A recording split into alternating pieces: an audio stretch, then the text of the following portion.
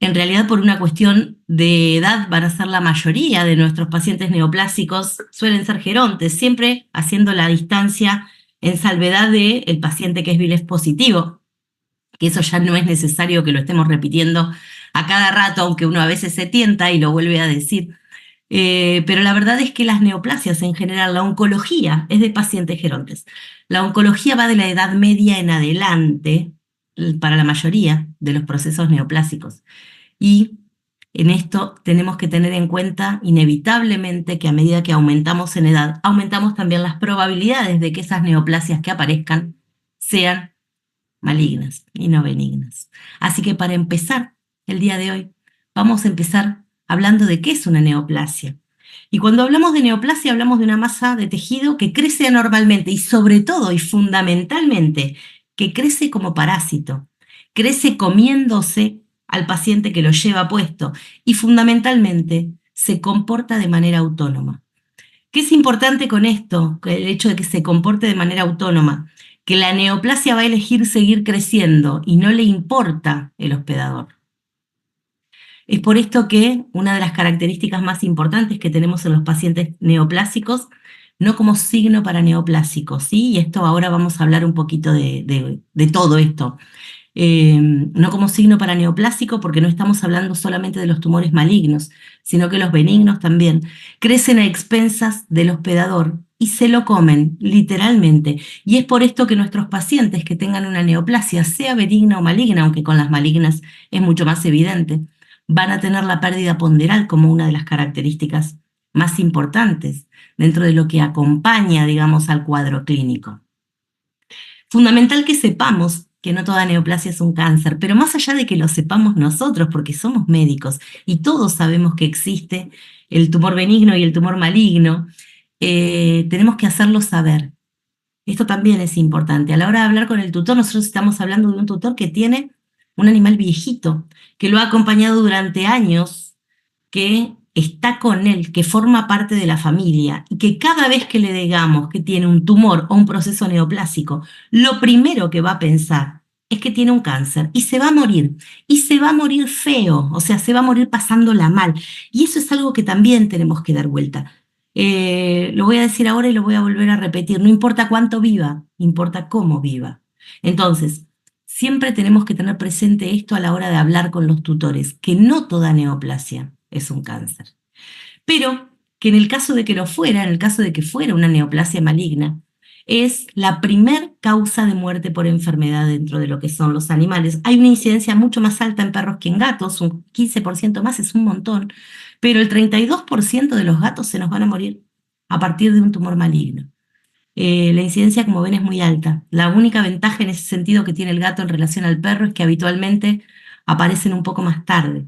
O sea, en el perro es ya a partir de la Edad Media empezamos a tener, de la Edad Media suena Edad Media histórica, pero desde que están, a partir de los 5 años más o menos, estamos hablando de pacientes que están expuestos a neoplasias, sin tener en cuenta que obviamente tenemos otros pacientes, ¿sí? Que de acuerdo a características raciales, a predisposición racial en el perro, tienen neoplasias desde mucho antes, ¿sí? Si hablamos de un boyero de Berna, si hablamos de un Golden Retriever, si hablamos de un boxer, sabemos que son pacientes que tienen muchísima más predisposición a sufrir procesos neoplásicos. Esto en realidad en el gato no es tan así, si bien tenemos neoplasias que están sobrerepresentadas en algunas razas, tenemos una distribución un poco más alta en edad y un poco más baja en probabilidades. El gato es un animal que está hecho para sobrevivir y por suerte todo lo acompaña en ese sentido. Excepto que, como dijo un colega amigo hoy, el gato aguanta una caída desde el 7º piso y por ahí le cambias de lugar la bandeja sanitaria y se te muere. Y son así, son raros, son mucho más sensibles al estrés que a otra cosa, tiene ese cerebro poco plástico. Así que es importante que tengamos en cuenta fundamentalmente esto, que todo lo que va a acompañar, digamos, al paciente enfermo va a tener que ser rutinario y estable. Ahora, si hablamos de neoplasia, hablamos de que podemos estar frente a 3 características puntuales. Neoplasias de células redondas, neoplasias mesenquimáticas y neoplasias epiteliales. Esto es todo lo que hay dentro del cuerpo. Fácil, ¿sí? Sin contar, obviamente, lo que son las neoplasias circulantes, o sea, todo lo que implica sangre. A partir de acá, separamos en función de las características que tengan en si es benigno o maligno y lo denominamos con un sufijo particular, ¿sí? En función de si es benigno o maligno. Esto es recordatorio de la facultad y lo sabemos todos. Es pura y exclusivamente para que lo tengamos presente. Cuando hablamos de tumores de células redondas, el sufijo siempre es oma, aunque sean malignos. El oma en las neoplasias de células redondas no caracterizan el estado de benignidad-malignidad. A partir de ahí tenemos istio, masto, TBT, linfoma y plasmocitomas como los elementos representativos. Si hablamos de células mesenquimáticas, que podemos tener cualquier cantidad de neoplasias, sí lo dividimos en benignos con el sufijo oma y malignos con el sarcoma. Y si hablamos de las epiteliales, de nuevo volvemos a dividir si son células epiteliales de revestimiento o células epiteliales que conforman una glándula. Si son de revestimiento, el benigno sigue siendo oma, pero al maligno le decimos carcinoma. Si son glandulares, le ponemos el prefijo adeno al sufijo, así que nos quedan adenomas y adenoscarcinomas. Esto es pura y exclusivamente para que tengamos presente, en realidad, que lo que nos va a importar, fundamentalmente, va a ser si es benigno o maligno. ¿Por qué? Porque vamos a poder tener la cantidad de tumores que querramos en función de la cantidad de células que existen en el cuerpo y que nosotros clínicamente podemos hacernos una apreciación, un aspecto, una idea, pero no vamos a poder saber de qué célula se trata sin un microscopio. Y tampoco vamos a poder saber, excepto por características puntuales, en general, si es benigno o maligno. Entonces, clínicamente nosotros lo que tenemos que empezar por ver son los aspectos grandes que tenemos dentro de lo que es esa neoplasia, ¿sí? Las neoplasias benignas se diferencian. ¿Qué implica? Porque el hecho de que se diferencien es una característica citológica. En la macro, la neoplasia benigna se diferencia del resto de los tejidos. No solo porque suele tener cápsula o límites definidos, a diferencia de las neoplasias malignas, sino porque yo puedo diferenciar que es un tejido distinto. Les voy a poner como ejemplo para que se den una idea de lo que quiero decir, el lipoma. Cuando nosotros tocamos un lipoma, que no quita en un perro que no puede hacer un mastocitoma, ¿sí? El mastocitoma, el gran simulador que puede parecerse a cualquier cosa. Pero generalmente nos damos cuenta hasta al tacto que es un lipoma. Tiene una diferenciación tisular evidente, ¿sí? Crece despacio, tiene límites definidos, como dijimos, y generalmente no se expanden hacia los tejidos circundantes. A diferencia de las neoplasias malignas, donde realmente la diferenciación celular no existe, son células muy indiferenciadas, crecen rápido, invaden tejido y tienen esa característica particular que implica la invasión a distancia. A partir de acá, si yo veo una masa así, puedo suponer, y esto se los quiero mostrar porque en realidad el primer diferencial que teníamos era la criptococosis. Era un gato relativamente joven, un gato de 6 años, y sin embargo, esto es un lipoma. Los gatos a veces hacen lipoma de cabeza y como tienen poco lugar para expandir, toman unas formas bastante localizadas, ¿sí? Eso para que lo tengan en cuenta. Cuando estamos hablando de neoplasias malignas solemos tener estas características.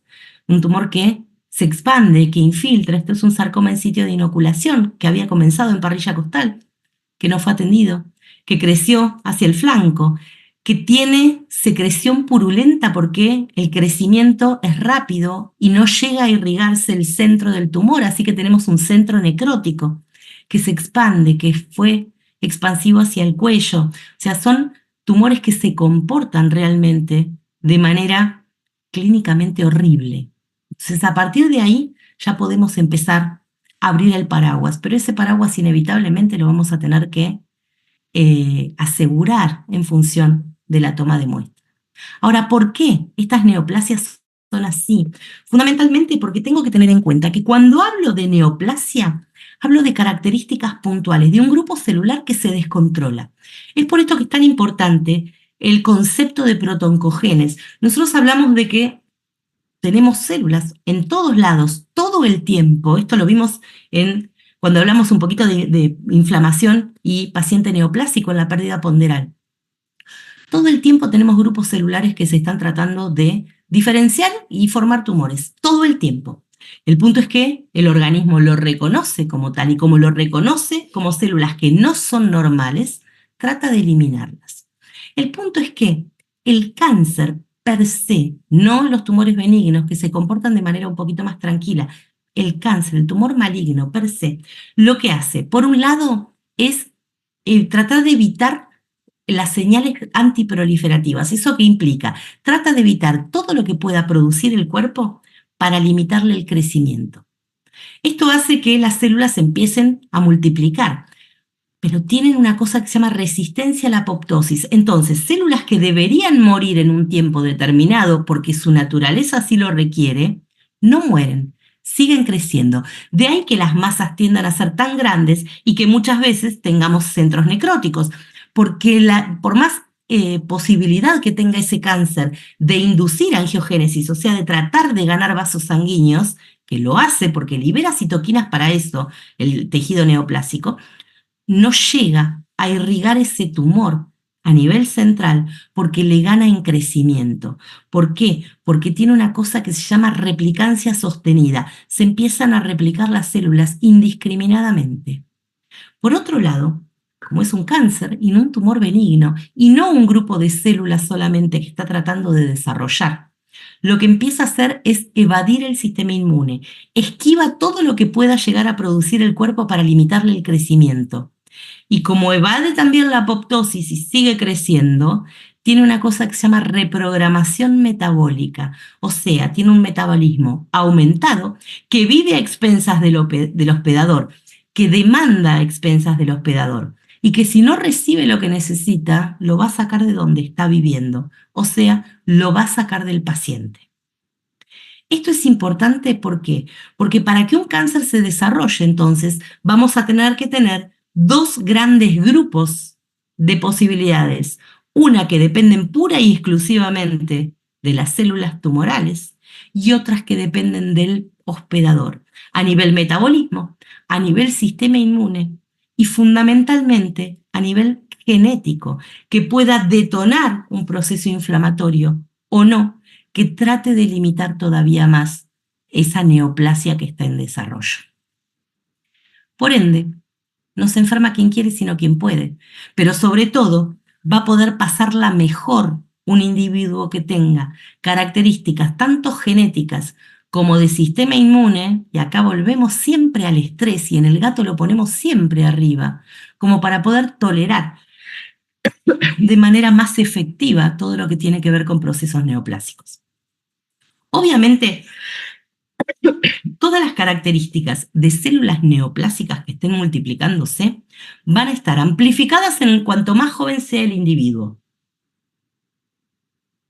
Es por esto que cualquiera de nosotros que hayamos tenido un paciente neoplásico, VILEF positivo, o sea que por ahí son pacientes de 3, 4 años con un linfoma, sabemos todos que se mueren rápido. A diferencia de lo que puede llegar a ser un paciente oncológico que tiene 12, 13 años, en cuyo caso, como todo el metabolismo es viejo, la reprogramación metabólica de la neoplasia también es lenta. Y a partir de ahí, ganamos tiempo nosotros para poder trabajar. Ahora bien, cuando yo tengo un paciente que tiene una neoplasia, tengo que empezar por evaluar qué es lo que pasa clínicamente con esa neoplasia. Y tenemos que tener en cuenta que el tumor, benigno o maligno, va a producir lesión, fundamentalmente, no solo, digamos, por su posibilidad de dispersión y de infiltración a los tejidos, sino también por dónde esté localizado y por las posibilidades compresivas que tenga ese tumor cuando crece. Es por esto que les voy a decir la misma frase que le digo a mis chicos cuando los tengo en clínica. Todo elemento que no venga con el paciente de fábrica hay que sacarlo. Siempre. ¿Por qué? Porque puede ser un lipoma, por ejemplo, pero un lipoma también comprime. Y cuando comprime, produce una disminución de irrigación en todo lo que es tejido circundante. Esto activa el proceso inflamatorio, pero no se está irrigando bien. Por ende, tengo muchísima mortalidad celular y a partir de ahí, liberación de radicales libres y a partir de ahí, mayor activación de citoquinas. Si mi paciente está sano, fantástico. Pero si mi paciente tiene cualquier otra afección de base, estoy haciendo que el cuerpo tenga que encargarse de más de una cosa a la vez, pudiendo evitarlo. Entonces, fundamental que yo tenga en cuenta qué es lo que está pasando con dónde se localiza esa neoplasia y si puede o no generar procesos por compresión. Tengo tumores que producen síntesis hormonal, sin duda. Si bien en el gato no son los más frecuentes, pero puedo tener insulinomas, por ejemplo. Puedo tener adenocarcinomas o adenomas de adrenales, muchísimo, muchísimo más frecuente en el perro, pero no quita que no puedan existir. Puedo tener neoplasias ováricas o en todo lo que es tejido eh, hormonal genital. Puedo tener, y acá sí les voy a decir, a la cabeza en gatos, puedo tener neoplasias que la mayoría de las veces son benignas, como el adenoma, en tiroides, y ahí se me empieza a complicar la vida teniendo un paciente hipertiroideo. Así que la actividad funcional de los tumores es algo que tengo que tener en cuenta en relación a los signos clínicos. Si yo tengo un paciente que tiene signología clínica hormonal, no dejen de buscar, no dejen de lado la posibilidad de que tengan una neoplasia en cualquiera de las glándulas que puedan llegar a estar relacionadas. Obviamente pueden generar procesos agudos. Dentro de lo que son las rupturas, a la cabeza va a estar el hemangiosarcoma, que también tiene una incidencia baja en gatos. La incidencia es muchísimo más alta en perros, pero eso no quita que no puedan existir. Pueden generar áreas de infarto y fundamentalmente, sobre todo cuando estoy hablando de pacientes que tienen neoplasias adrenales, la existencia de trombosis.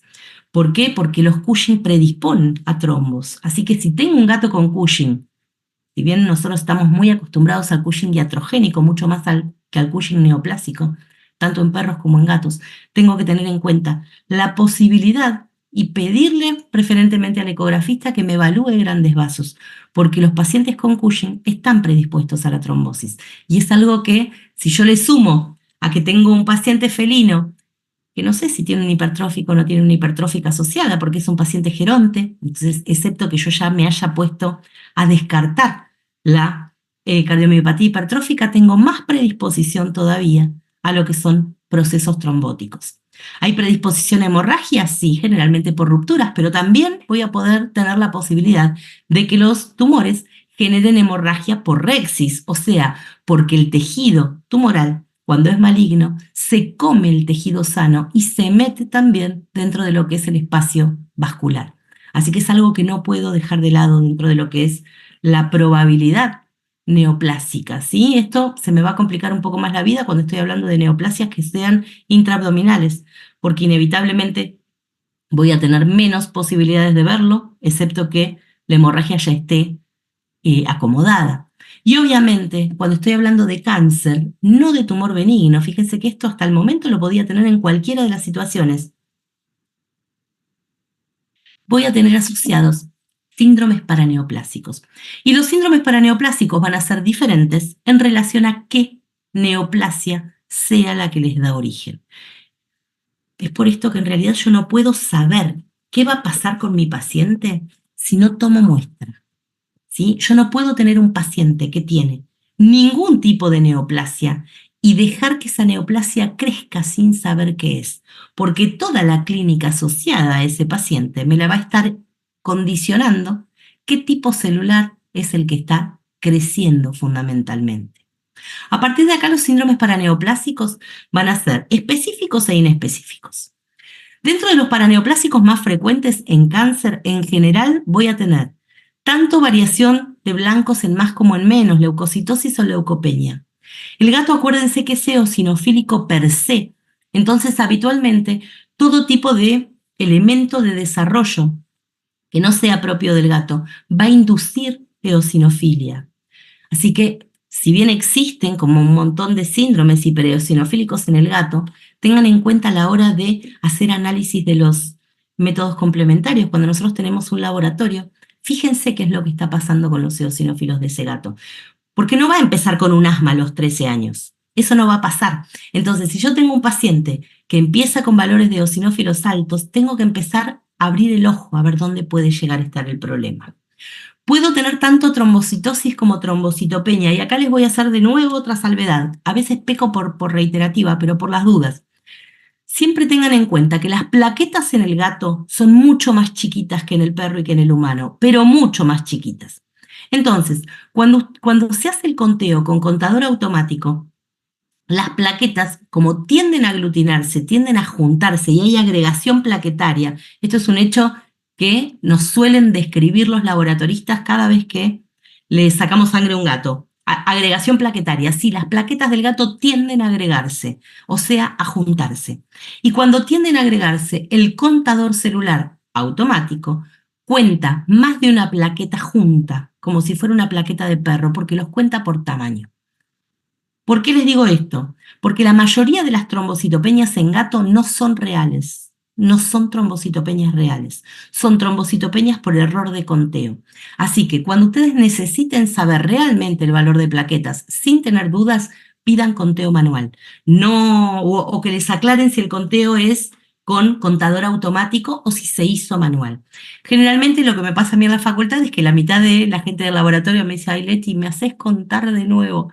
Sí, cuenten de nuevo, pero quédense tranquilos con eso, ¿sí? Porque no es un buen indicador tener trombocitopenia. No está bueno. Pero sumado a esto, si estamos hablando de un paciente neoplásico, estamos hablando de un paciente al cual lo ideal va a ser entrarlo a quirófano y sacarle el tumor. Y si está trombocitopénico, se le va a complicar al cirujano. Entonces, vamos a tratar de trabajar siempre sobre seguros, sobre todo con pacientes que van a tener que trabajar más de una persona a la vez, ¿sí? Porque va a tener que recibir un manejo generalmente eh, multimodal, con más de una persona que esté acomodando a ese paciente. La anemia es una asociación frecuente también con los pacientes neoplásicos. Cuando hablamos habitualmente en medicina felina decimos que como causa de anemia vamos a tener micoplasma, vamos a tener anemia hemolítica, vamos a tener el BIF o el BILEF, vamos a tener la falla renal crónica y vamos a tener las neoplasias. Y va a ir en esas 4 causas grandes. Esas van a ser las 4 primeras causas de anemia que vamos a tener que descartar en los gatos gerontes. Las descartamos y es fácil. ¿Por qué? Porque descartamos BIF, porque nos fijamos que nuestro paciente no tenga micoplasmosis y de hecho, si no es una anemia hemolítica, no viene a partir de ese lado y eso lo hacemos con laboratorio. Descartamos que no tenga una falla renal crónica. Entonces, la primer causa de anemia en gatos, habiendo descartado las otras 3, va a ser el proceso neoplásico. Así que ténganlo en cuenta, porque es como para empezar, de nuevo les digo, a abrir el paraguas. La anorexia y la caquexia obviamente van a poder estar asociados a tener un paciente con síndrome paraneoplásico. Eso lo vimos la segunda clase, lo que es caquexia va a estar de la mano con los procesos neoplásicos. La fiebre es también una entidad importante a tener en cuenta y es una fiebre que a diferencia de la hipertermia que pueden tener por cualquier otra causa, inclusive el estrés, va a ser una fiebre real, o sea, va a ser una fiebre que les eleve la prostaglandina E2, que es la que produce la regulación del centro termorregulador. Así que a partir de ahí, si tienen un paciente que puedan tener sospecha de que sea un paciente neoplásico y viene con hipertermia, fíjense si responde a dipirona, por ejemplo. Y empiecen a partir de ahí a tener en cuenta la posibilidad de descartar algún proceso neoplásico donde esté, porque en realidad esa fiebre se genera a partir del estímulo de interleuquinas del centro, como les digo, termorregulador, es responsivo a dipirona, pero puede deberse también a procesos inflamatorios, no neoplásicos, y por supuesto a procesos infecciosos. El punto siempre es que no nos quedemos con la idea de que la fiebre solamente me la van a dar los procesos infecciosos. Siempre tenemos que tener en cuenta que un paciente que se presenta con signología clínica compatible, y estamos hablando de un geronte, puede tener una infección, pero no todo es infeccioso lo que me da signología compatible, ¿sí? Si yo tengo un paciente que tiene una neoplasia con mucho compromiso inflamatorio, también voy a poder tener un paciente que me levanta temperatura. Los signos neurológicos son factibles de ver también. Dentro de los signos neurológicos podemos tener convulsiones, podemos tener pacientes estuporosos, podemos tener pacientes agresivos. Cuidado con esto, porque la agresión es una modificación de conducta frecuente en el gato. Acuérdense siempre que el gato es muy, muy básico. Entonces, si yo tengo un tutor así, por ejemplo, que como el paciente se desconectó o desconectó el sensorio, empieza a sacudirlo y el gato responde de mala manera, vamos a tener un problema. Y todos nosotros sabemos que la respuesta agresiva en el gato es realmente muy difícil de manejar, porque no nos podemos sacar de encima el gato si el gato nos ataca. Entonces, siempre con cuidado y abriendo el paraguas dentro de las posibilidades que pueden asociarse. Y otra situación en la cual se presenta muy frecuentemente el paciente neoplásico va a ser la degeneración cutánea o la alopecia. Esto no sé si se llega a ver bien porque era una gata de piel muy, muy, muy clarita. Todo esto es un área alopésica, tiene alopésica toda la zona ventral. Esto no es una alopecia autoinducida, aunque podría pasar por eso. Cuando ustedes tocan esta piel, ven las arruguitas que tiene toda, es una arruguita al lado de otra arruguita, porque la piel está muy, muy frágil. De hecho, pueden pasar desde la degeneración cutánea hasta una cosa que se llama síndrome de hiperfragilidad cutánea, que en los gatos se asocia a desnutrición y caquexia. Se suele dar, en realidad, a partir de neoplasias y a partir de insuficiencia pancreática exócrina, porque realmente hace tanto tiempo que no absorben nutrientes de manera efectiva que al cuerpo lo que menos le importa es sostener el pelo, ¿sí? Sostener la calidad de la piel. Entonces son pacientes que hacen áreas alopécicas muy, muy extensas y con la piel muy finita, sobre todo en regiones de piel fina ya de por sí, como puede ser abdomen, ingles, cara interna de muslos. En el caso de esta gatita, que se las voy a mostrar seguro en la clase que viene, era un carcinoma de lengua, ¿sí? Una gata que en realidad venía hacía muchos meses, de hecho hacía 4 meses que ya no comía sola, le estaban dando de comer con jeringa. Estaba siendo atendida a medias porque la gente era muy particular y me la trajeron para una segunda opinión a ver cómo podían seguir dándole de comer. Y la realidad es que les dije que lo único que le podía dar a la gata para que la gata estuviera bien era eutanil. O sea, ya hay cosas que no... Ya les voy a mostrar la clase que viene lo que era la lengua de esa gata. Un paciente que no se puede acicalar, un paciente con dolor crónico, un paciente que no puede comer por sus propios medios, que realmente se está muriendo de hambre, porque es lo único que genera que haya degeneración cutánea así con síndrome de hiperfragilidad, es una caquexia extrema. Entonces hay cosas que tenemos que nosotros, en realidad, aprender a pararle la pelota al tutor, porque el tutor solo por sus propios medios no puede hacerlo. Es importante esto, como siempre les digo, que nos tomemos el tiempo de hablar y explicar qué es lo que pasa con estos pacientes, porque no es fácil y no es fácil para ningún integrante de la familia. Entonces, el encarnizamiento terapéutico realmente es una cosa que tenemos que tratar de evitar en todos los casos, porque los pacientes no se lo merecen. Tenemos más signos asociados, sin duda. La pérdida de proteínas y la hipoglucemia son muy, muy comunes en el perro. No son frecuentes en el gato, sobre todo porque acuérdense que el gato mantiene su glucemia estable a partir de otras fuentes. La realidad ni siquiera con los insulinomas, hay hipoglucemias. De hecho, hay una cosa que se llama insulin-like factor, que lo producen algunas neoplasias. En el perro es muy frecuente y por eso hacen crisis hipoglucémicas independientemente de que no tengan neoplasias pancreáticas. Y en el gato tampoco hay hipoglucemia a partir de ahí. El gato sigue con normoglucemia, así que no es frecuente.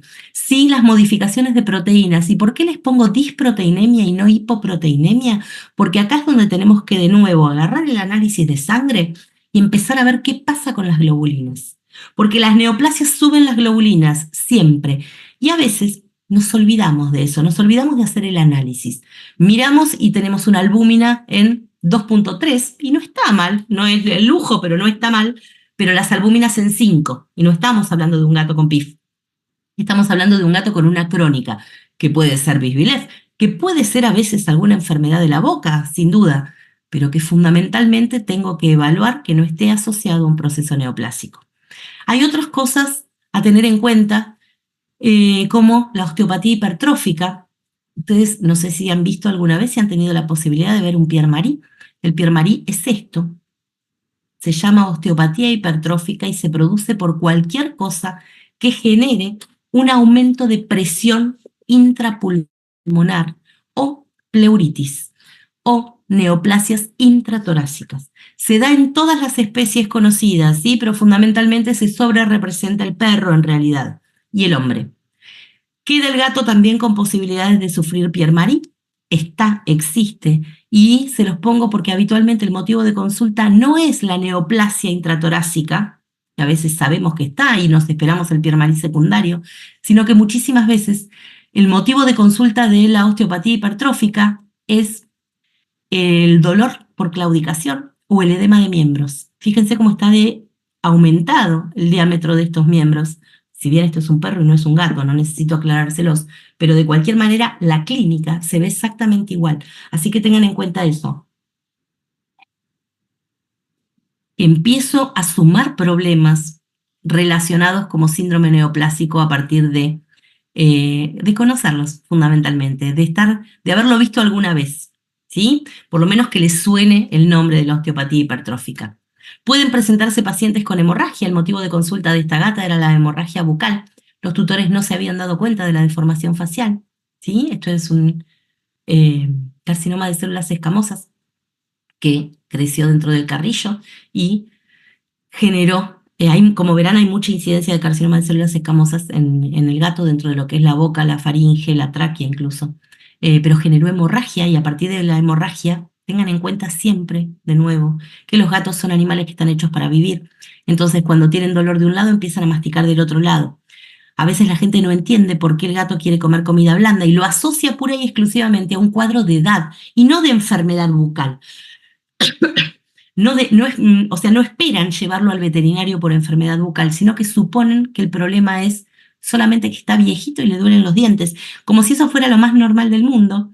Y la realidad es que tenemos que tratar de empezar a ver y empezar a explicar antes de que lleguemos a tener un paciente con una neoplasia, por lo cual no podamos dar marcha atrás o que, como les digo, el motivo de consulta sea la hemorragia.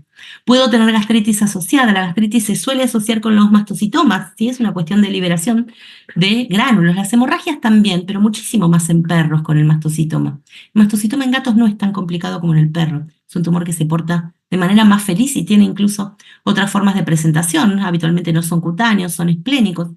Más allá de eso, se puede dar como síndrome paraneoplásico, tanto la presencia de hemorragias porque tienen gránulos de parina, como la presencia de gastritis porque tienen gránulos de histamina, y eso induce reacciones inflamatorias locales y gastritis. De acuerdo a si es un paciente que tenga un tumor o no, digamos, productivo hormonal, voy a tener todas las asociadas, el hiperestrogenismo, etcétera, el hipertiroidismo en gatos. El punto es que en realidad mi paciente va a venir a consulta y va a venir a consulta con diferencia en función de si tengo signos visibles, como el gatito que les mostré hoy, con el centro necrótico, con una deformación absoluta, que en realidad ese tipo de gatos ya son gatos que no vienen a consulta, vienen a eutanasia. ¿Sí? La gente se cansó de que el gato sufra y se cansó por ahí después de 3 meses, 4 meses, un año. Entonces son cosas que realmente a veces nos hacen enojar bastante a nosotros, porque nosotros solemos ser buena gente los veterinarios. Pero de cualquier manera, dentro de los motivos de consulta vamos a tener los que se ven y los que no se ven. O sea, los que se ven y los que encontramos por hallazgo. Dentro de los que se ven, vamos a tener modificaciones de forma, presencia de bultos o masas, o, habitual para nosotros con el carcinoma de células escamosas facial, herida que no cierra. Esa gente que te dice, lo llevé a un veterinario y me dio antibiótico y el párpado no cierra. Lo llevé a otro veterinario porque tenía una herida en la nariz y la herida en la nariz no se cura. O tiene una rasguñada en la nariz y el otro gato siempre le pega en el mismo lugar y nosotros miramos y sabemos que es un carcinoma de células escamosas.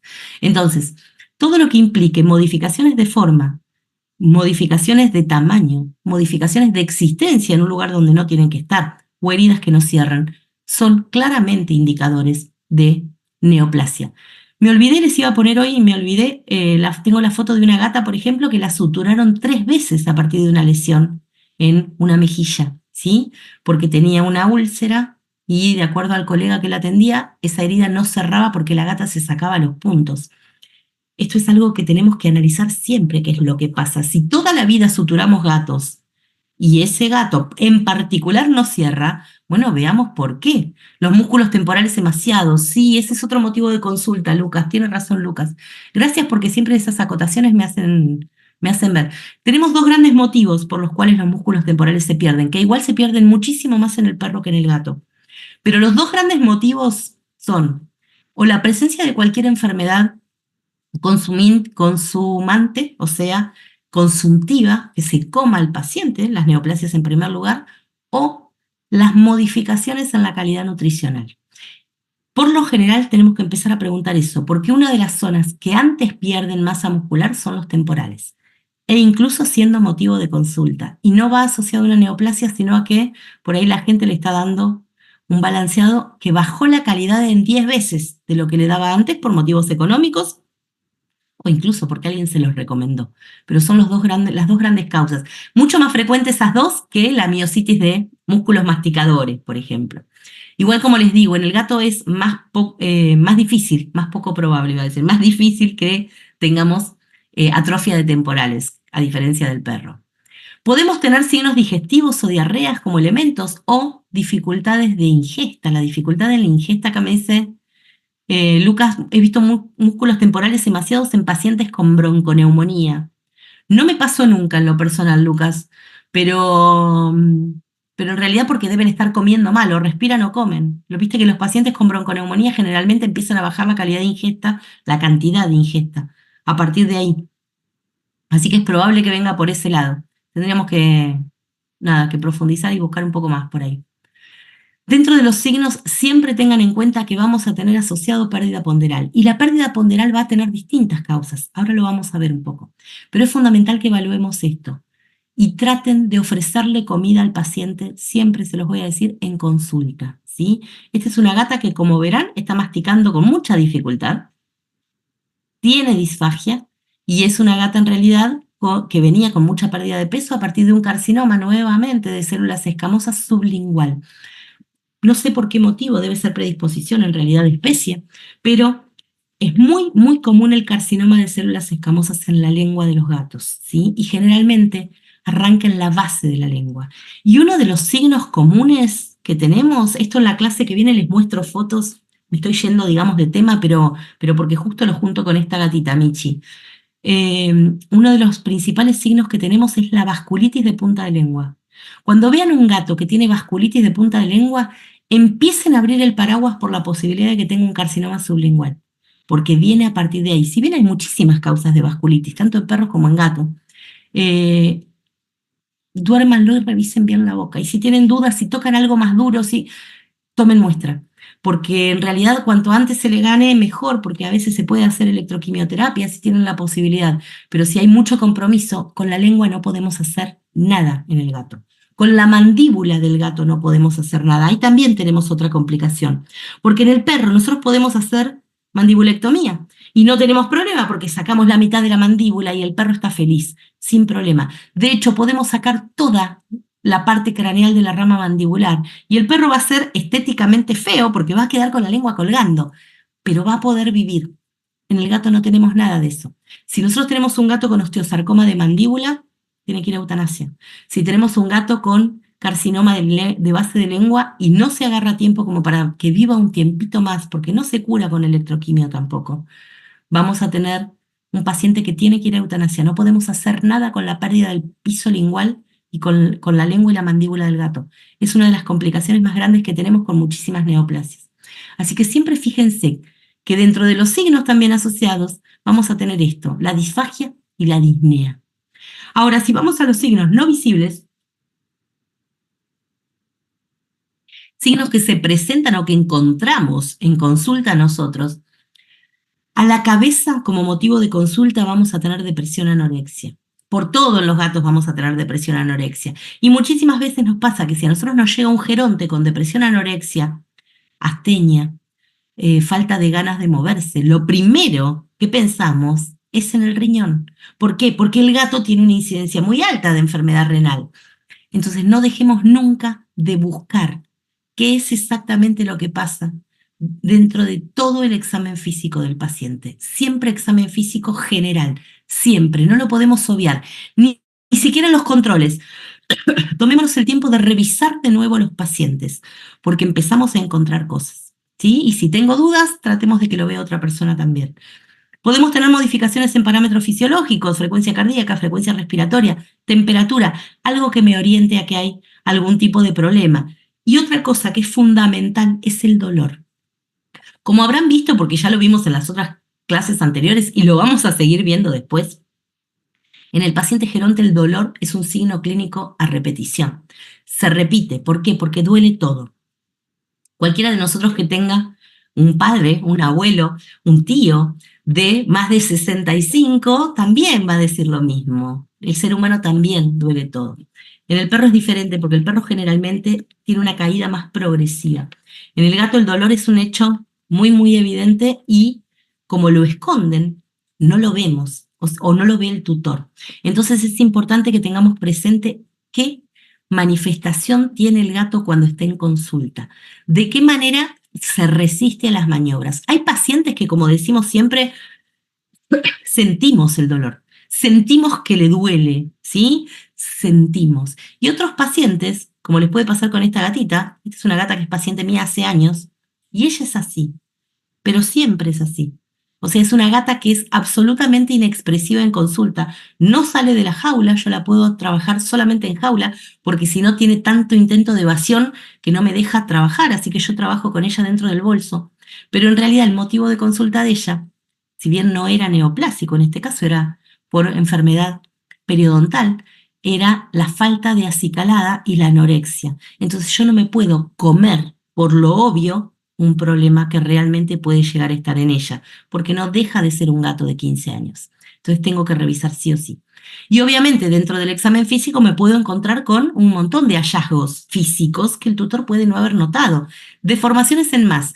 Cada vez que yo les diga deformación en más, estoy hablando de algo que sobra en el gato, que está para el lado de afuera del gato o para el lado de adentro, pero de mayor tamaño de lo que tiene que tener. Me puedo encontrar con masas.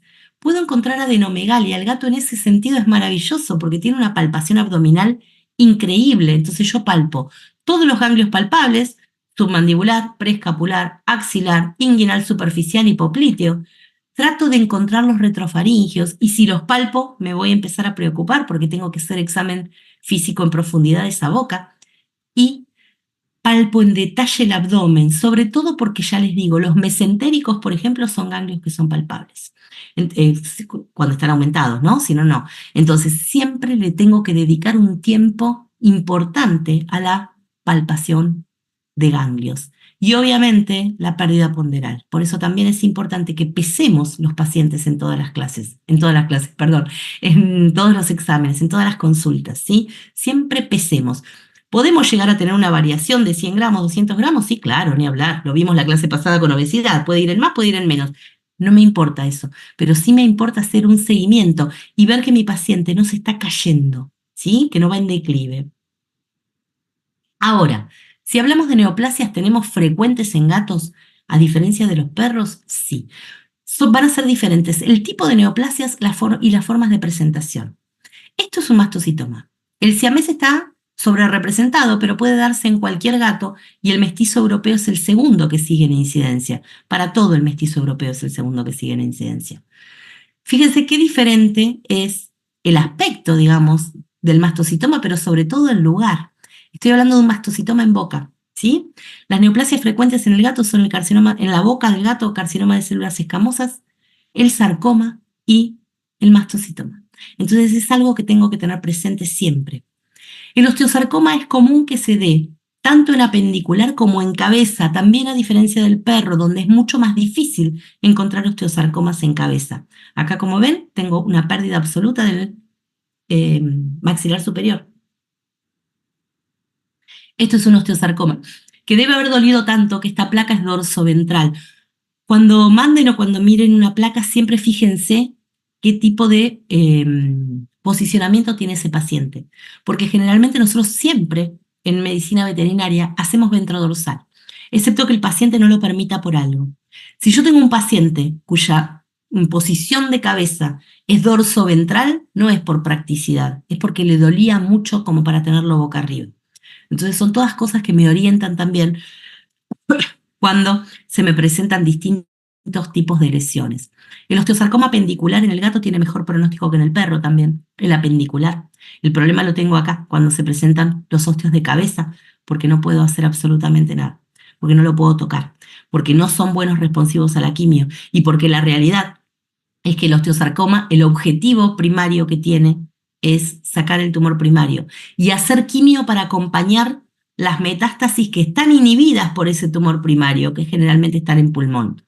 El osteo en perros se comporta así. Yo tengo un tumor en húmero, por ejemplo, eh, ese tumor primario produce o secreta elementos inhibidores de metástasis. Por ende, mi paciente es raro que tenga metástasis hasta que yo lo opero y le saco el tumor primario. Es por esto que la indicación del osteo es siempre acompañarlo de quimioterapia, para poder frenar esas metástasis que en realidad ya están, esas micrometástasis. Eso en el gato no anda así. No suelen tener tantas posibilidades de metástasis, no suelen hacerlo, pero como tienen malos lugares de presentación, suelen ser pacientes a los cuales lo único que les puedo hacer es tratamiento paliativo. Linfoma, neoplasia a la cabeza, ¿sí? Tanto en gato geronte como en gato joven. El punto es, y esto siempre, gato joven, VILEF positivo, gato viejo, no se gasten en hacer VILEF porque ya no importa, porque si tiene un linfoma en realidad, un gato viejo es porque tienen predisposición al linfoma. Y las formas de predisposición del linfoma van a ser diferentes, eso lo sabemos. Tenemos linfoma multicéntrico, tenemos linfoma mediastínico, tenemos linfoma renal, tenemos linfoma extranodal, que afecta vaso e hígado fundamentalmente. Entonces, las categorizaciones van cambiando también. El punto importante es que sepamos que es un linfoma. ¿Por qué? Porque hay tratamiento para el linfoma y porque es un tumor dentro de todo, para el cual los pacientes a veces son responsivos. Entonces, es para consulta oncológica obligada. El adenocarcinoma mamario se da en hembras castradas tardías, se pueden dar en hembras enteras, se puede dar en hembras castradas también, se puede dar en machos también, ténganlo en cuenta. Generalmente se va a dar en animales de 6 años para arriba y tiene la característica en realidad de que, si bien hablamos en la perra, por ejemplo, de que tenemos un 50 y un 50 entre benignidad y malignidad, en el gato los tumores mamarios son usualmente malignos. Entonces, es importante que todo bulto, toda masa, toda neoformación en las hileras mamarias, sea de un macho o de una hembra, se operen. Obviamente, cuando son neoformaciones, no cuando tengo esto que es exagerado, claramente, este es un caso sumamente extremo, es una fibroadenomatosis nodular mamaria y se da en gatos por desbalance estrogénico. Por ende, se soluciona con la castración. Yo no necesito sacar esto, ¿sí? No es necesario. En un caso así, igualmente lo dejaría a criterio, ¿eh? Se los digo porque realmente el dolor que debe tener este animal, sumado a las úlceras, sumado a otra, por ahí es más sano hacer una mastectomía radical de ambas hileras y punto. Pero en otros casos, que son neoplasias chiquitas, sí tengan, neoformaciones chiquitas, tengan en cuenta, o no tan extremas, que la solución es la castración. Pero que en machos, en gatos machos, pueden llegar a tenerlo posterior a la castración, ¿sí? Así que puede presentárseles un gato macho con fibroadenomatosis nodular. No es habitual, ¿sí? Pero por ahí la gente viene y te dice, lo castraste el lunes y a la semana, 10 días, le apareció este bultito. Y ese bulto mamario se va a ir solo cuando termine de equilibrar las hormonas. Pero es una cuestión de que hay que explicarle a la gente y no se asusten ustedes en el caso de que pase porque no suelen ser neoplasias, sino fibroadenomatosis. Siempre hablando de gatos jóvenes. Así que esto no se opera, ¿sí? No se saca, se castra la gata nada más, como para que se queden tranquilos. Se hace ovariectomía y se quedan tranquilos con que esto va a involucionar hasta volver a tejido normal. Otro tumor frecuente es el sarcoma en sitio de inoculación. Una cosa importante acá con eso. ¿Se acuerdan que antes era el sarcoma en sitio de inyección? Después, primero en sitio de inyección vacunal. Después cortamos eso de sitio de inyección y pasamos en sitio de inoculación. Porque un paciente mordido también puede hacer sarcoma en sitio de inoculación. Es una respuesta inflamatoria crónica que se establece y que hay pacientes que lo degeneran a sarcoma. Sí, tengan en cuenta dos cosas. Una es que el sarcoma en sitio de inoculación es único. Pero existe una cosa que se llama sarcoma de tejidos blandos múltiple, donde aparecen varios sarcomas y que se da en gatos VILEF positivos, ¿sí? Y existe otro fibrosarcoma que no es en sitio de inoculación, sino que es un sarcoma, como le podría pasar a cualquier otro animal, que se va a dar en gatos gerontes y que no tiene relación con BILEF. Entonces, a partir de acá nosotros tenemos tres opciones con el sarcoma. Que sea por inoculación y proceso inflamatorio, que se va a dar en gatos de cualquier edad, pero habitualmente como necesitan tiempo, son gatos de 4 años para arriba. Sarcomas múltiples en gatos jóvenes relacionados con BILEF y sarcoma único, porque hizo un sarcoma, porque la naturaleza así lo quiso, en gatos gerontes. ¿Me condiciona en algo esto? Sí, me condiciona muchísimas cosas, entre otras cosas porque el gato BILEF positivo va a ser una complicación y porque son múltiples, pero en todos los casos voy a tener que sacar el sarcoma. Ningún sarcoma, ningún tumor mesenquimático realmente tiene un tratamiento más efectivo que el sacarlo o reducirlo. Es por esto que ahora estamos optando tanto por la radioterapia, por la electroquimioterapia, para reducir y cualquier cosa que la cirugía sea más simple. Pero la realidad es que hay que eliminarlo, hay que sacarlo porque donde quedan células va a volver a crecer. Y si bien los tumores mesenquimáticos habitualmente no suelen ser altamente metastásicos, sí son altamente invasivos. Otro tumor frecuente, el carcinoma de células escamosas, o otro tumor que le sigue dentro de los que son tumores epiteliales es el carcinoma de células basales. El de células escamosas ya sabemos que tiene mayor predisposición en animales blancos con exposición al sol. Empiezan como dermatitis actínica, se alteran las células, empieza a haber una liberación de electrones, realmente es así, y se empiezan a alterar las células circundantes. A partir de ahí, dos cosas importantes. Si yo tengo un paciente que tiene un carcinoma de células escamosas, va a ir a cirugía. Y yo, primero electroquimioterapia, todo lo que quieran agregar. Espérame, Lucas, que ya te contesto. Pero si yo tengo un paciente como este gato, que tiene un carcinoma en la punta de la oreja, tiene otro carcinoma, que de hecho, si no me equivoco, es el mismo que ya les puse por acá. Bueno, en la otra oreja, es el mismo gato, ¿eh? Tiene otra lesión carcinomatosa en la nariz. Bueno, acá yo ya me tengo que preocupar porque en realidad tengo un gato que no está pudiendo defenderse. O sea, tengo un gato cuyo sistema inmune no anda. Ese déficit de sistema inmune puede ser por un virus inmunodepresor, o sea, puede ser porque tenga BIF, puede ser porque tenga BILEF. Esto está mal lo que les voy a decir, pero este gato tiene cara de BILEF. O sea, vos lo ves y parece un BILEF. Aunque no lo sepamos, digamos, y aunque esté mal decirlo, porque es como decir olor a parvo, pero tiene ese grado de consunción asociada. Más de un tumor en el mismo paciente es un sistema inmune que no está siendo eficiente en su trabajo. O sea que tengo un problema. ¿Por qué? Porque yo puedo sacar esto, sacar esto, sacar esto. ¿Y qué hago? ¿Saco el resto del gato? Me tengo que ocupar del paciente como elemento íntegro siempre. El carcinoma de células basales tiene distintas razas de predisposición, como el siamés, persa, himalayo y obviamente el doméstico, que va a estar en todos lados. Y suele ser un carcinoma único. O sea, es otro tipo de tumor que suele verse botoniforme. Parece como si fuera un histiocitoma, pero muchísimas veces con la superficie un poco más verrucosa y ulcerada. Y hay que tener en cuenta siempre tomar la muestra para poder saber exactamente de qué estoy hablando. Acá me dice Lucas, con respecto a los sitios de aplicación en felinos, ¿cuáles son recomendados? Para empezar por el principio, la guasaba tiene indicaciones puntuales de qué áreas tienen que ser las utilizadas para vacunación. Esto implica que está establecido que vos tenés que vacunar con triple cuádruple felina eh, en donde quieras, mira cómo te lo digo, pero ahora te voy a decir, contra rabia en miembro posterior derecho, contra leucemia en miembro posterior izquierdo. Totalmente contraindicado, en realidad lo que se recomienda es vacunar en los miembros posteriores, lo más distal que se pueda, por eso te digo triple cuádruple felina donde se pueda, porque cada vez te va quedando menos lugar. Entonces, lo que podés hacer como triple cuádruple felina, lo podés usar en cualquier miembro, puede venir el gato a consulta y vos aprovechás y le das triple en miembro posterior izquierdo, por ejemplo, y rabia en miembro posterior derecho, y lo citás a futuro para hacer la revacunación contra leucemia, pero desplazás, digamos.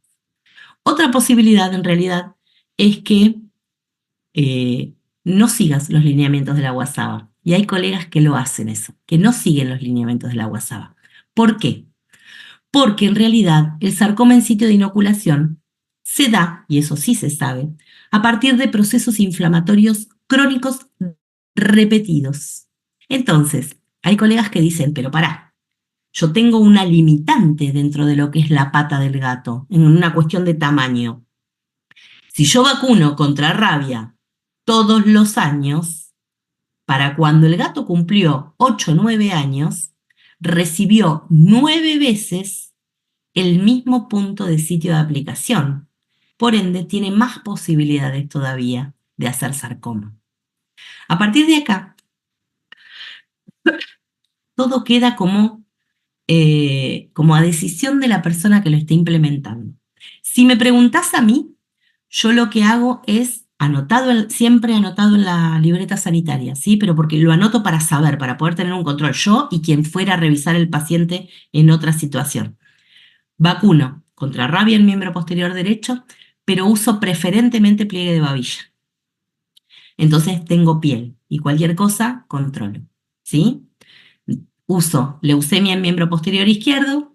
Cuando consigo vacunas, acá no sé cómo están allá en Perú, nosotros en Argentina estamos re complicados siempre con conseguir vacuna contra leucemia, nunca se consigue.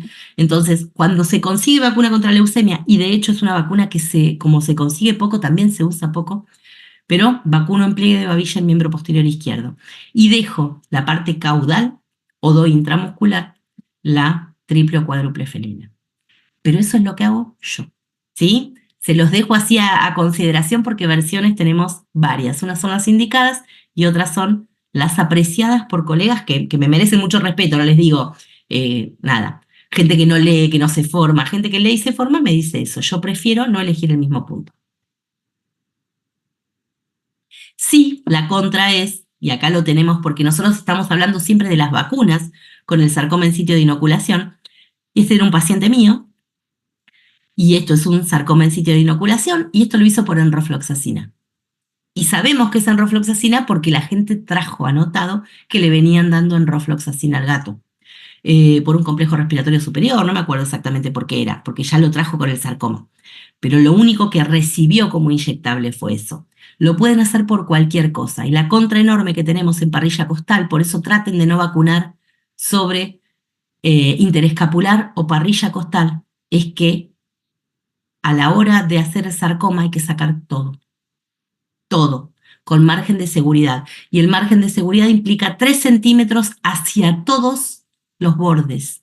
Y en profundidad lo único que tengo por debajo son las costillas, y por debajo la pleura, y por debajo el pulmón. Entonces se me empieza a complicar la probabilidad de sacar estos pacientes adelante. Cuando, si lo hacemos en flanco, por ejemplo, o en pliegue de babilla, como les digo, que es muy fácil de controlar donde aparece una bolita, si sacamos mucho tejido subcutáneo. Y de hecho podemos tener que sacar músculo, pero sacamos músculo y ponemos una malla. Y tenemos muchas menos posibilidades de que nos gane el sarcoma, que muchísimas veces nos termina ganando. A partir de acá, entonces, les dije, tenemos una masa y esa masa tenemos que ver qué es. Y como tenemos que ver qué es, tenemos que hacer citología. Dentro de lo que es citología, tenemos distintas opciones. Una es la PAF, punción aspiración a aguja fina o punción con aguja fina sin aspirar. Esto va a depender mucho de las características que tenga la masa, de cuán sólida sea esa masa, por ende de cuánta celularidad arroje.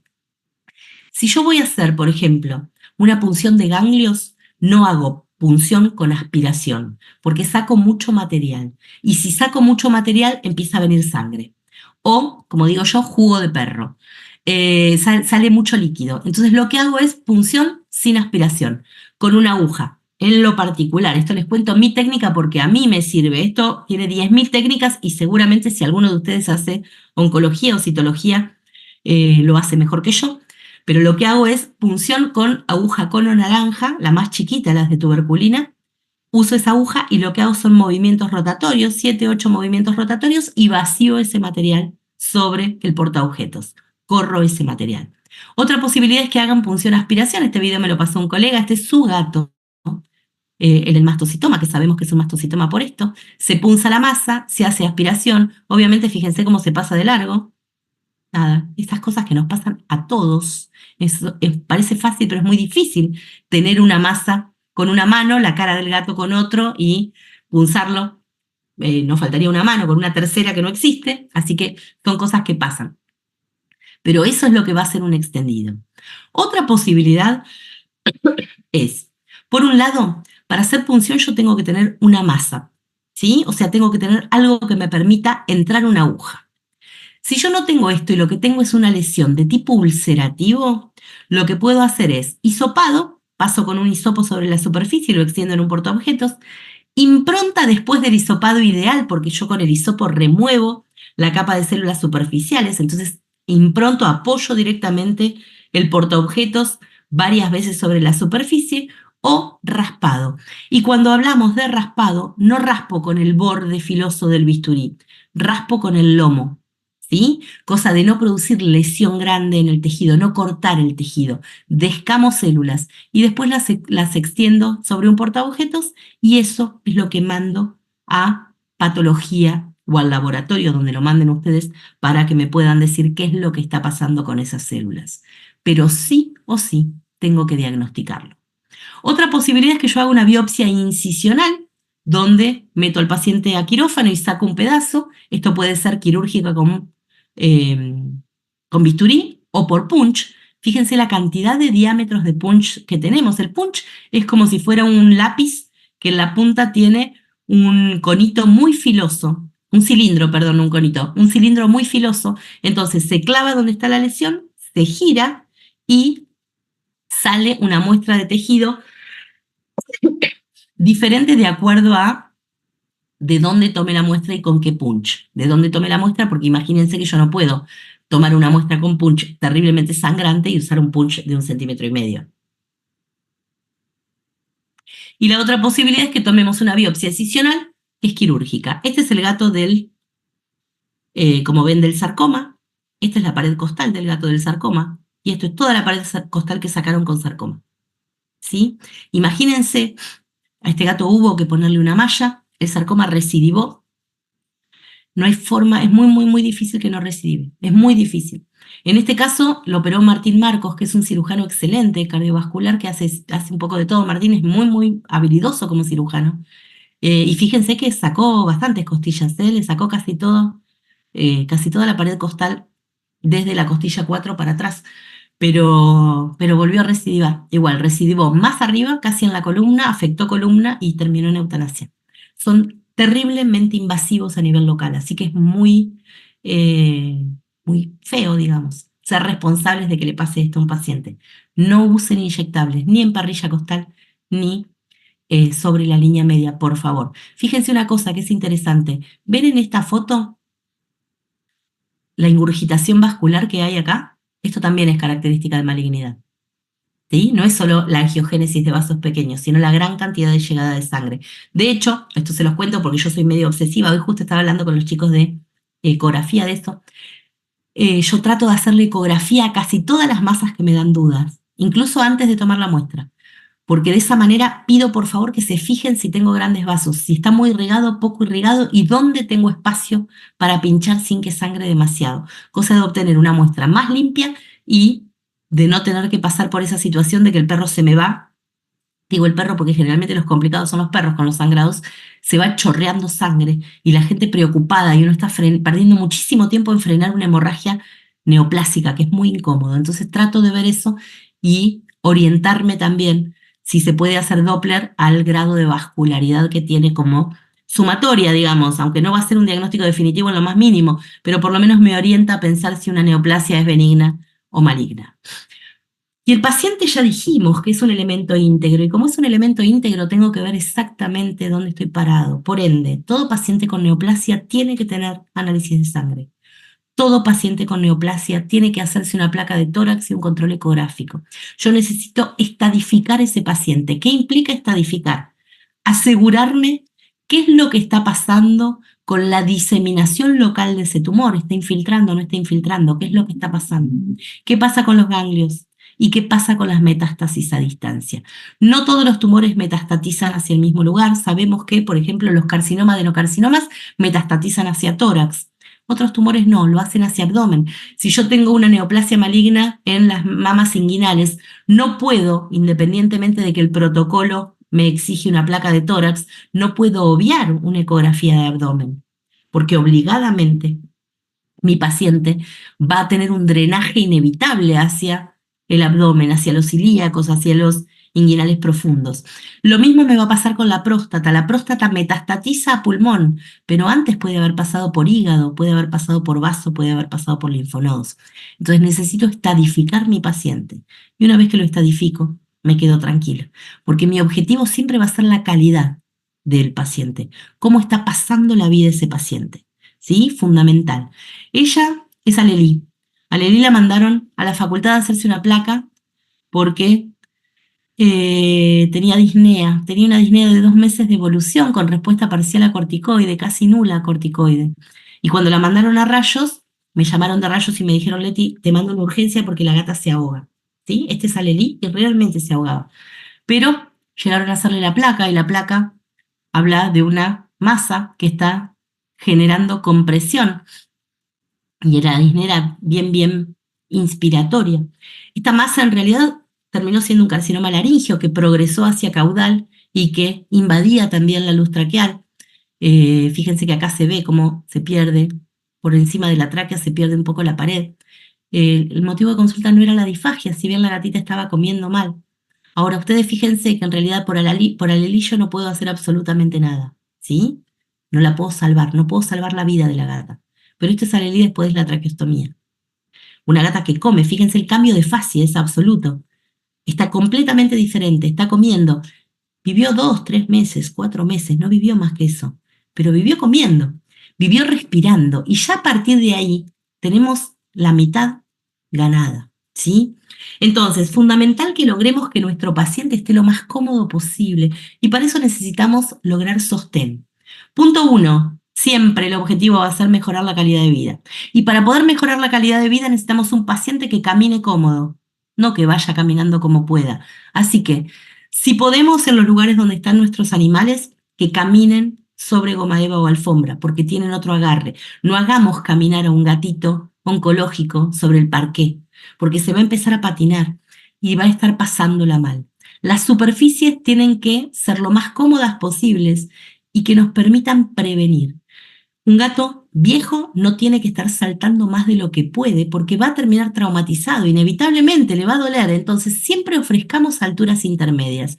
Si ese gato siempre durmió arriba de la mesa, no le quitemos la posibilidad de dormir arriba de la mesa, pongamos una silla en el medio. Y si no le alcanza, pongamos un banquito antes, pero tratemos de acomodar al paciente para que esté de la manera más cómoda posible.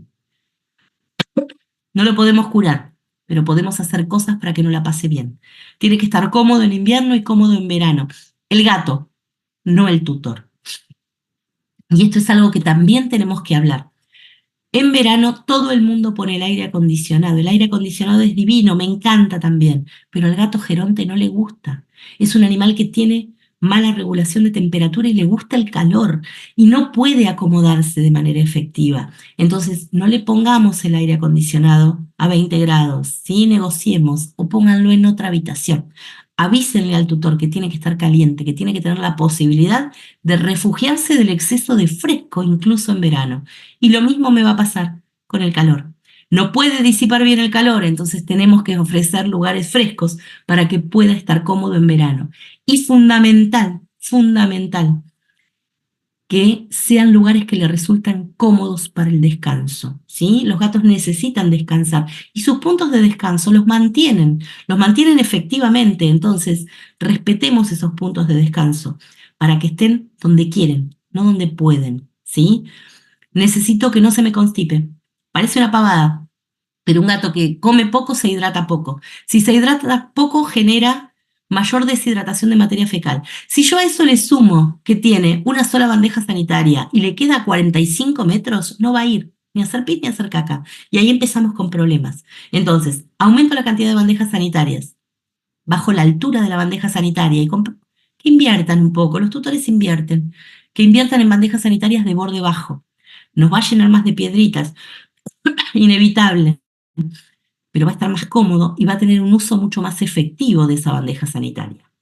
hay dos cosas importantes que tengo que tener en cuenta y es eso lo que hace que yo tenga que modificar el ambiente. El paciente oncológico, por un lado, es viejo, por otro lado, está perdiendo masa muscular y por otro lado, tiene dolor. ¿Y qué hago con esto?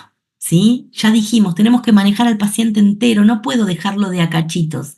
Entonces, tengamos en cuenta que el dolor que tiene el paciente oncológico, independientemente de la especie que sea, a nosotros nos pasa lo mismo, va a estar fundamentado o basado fundamentalmente en todo lo que es el estímulo de receptores que produce la lesión en sí, o sea, la lesión estimula los receptores álgidos, o sea que tengo dolor nociceptivo, pero por otro lado, voy a tener un dolor neuropático que recorre todo el órgano, que recorre toda el área que duele.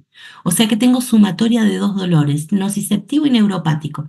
Y esto puede ser somático, visceral o de los dos lugares. Pucha si le duele, ¿sí? Alguien dijo alguna vez que el cáncer no duele. No sé quién habrá sido el idiota, porque el cáncer duele muchísimo y no hay nadie que diga que el cáncer no le duele. Entonces, el cáncer duele y duele mucho. ¿Les duele a ellos? Nos duele a nosotros. Le duele al perro, le duele al conejo, le duele a la tortuga. El cáncer duele. Entonces, es fundamental que yo tenga que hacer un manejo de todo lo que va a ser el dolor que genera la causa primaria, o sea, el tumor primario que tiene mi paciente, pero voy a tener que también manejar el dolor que genera el tratamiento. Y ahí se me empieza a complicar la vida, ¿sí? Porque ningún tratamiento es gratis tampoco para el cuerpo. Todos los tratamientos generan lesión. Entonces, en primer lugar, lo que tengo que hacer es antropomorfizar. Yo no sé cuánto le duele al gato, dijimos que el gato era un animal bastante inexpresivo para el dolor, pero si yo sé que hay dolor moderado del 30 al 60% de los pacientes humanos y que hay dolor muy intenso del 17 al 40%, ¿por qué el gato va a ser diferente? Le duele mucho. Entonces, primer síntoma reportado en humanos, primer síntoma a tener en cuenta en medicina veterinaria. Punto y no se discute. Dentro de los signos asociados que yo voy a tener al dolor, voy a tener, en primer lugar, todo lo que van a ser variaciones de ingesta, que lo venimos hablando, no comen. No comen por distintas causas, pero no comen por dolor fundamentalmente. Va a haber modificaciones de conducta, como comentaba hoy. Ojo con la agresión, porque el gato se defiende del dolor, yendo todavía a lo más atávico. O huye o pelea. Y generalmente los tutores no los dejan huir, que sería el aspecto de reclusión. El gato que se esconde porque se siente mal. Entonces, la que le queda cuando no lo dejan huir es agredir. Se empiezan a mover menos. Obviamente, intolerancia al ejercicio ya tenían porque eran gerontes. Se mueven todavía menos. Si tenemos un comedero, tenemos a 30 metros, la bandeja sanitaria la dejamos a 45, las probabilidades de que tome agua lo ponemos a 15 metros, ese gato no va a tomar agua, no va a comer y no va a usar la bandeja sanitaria.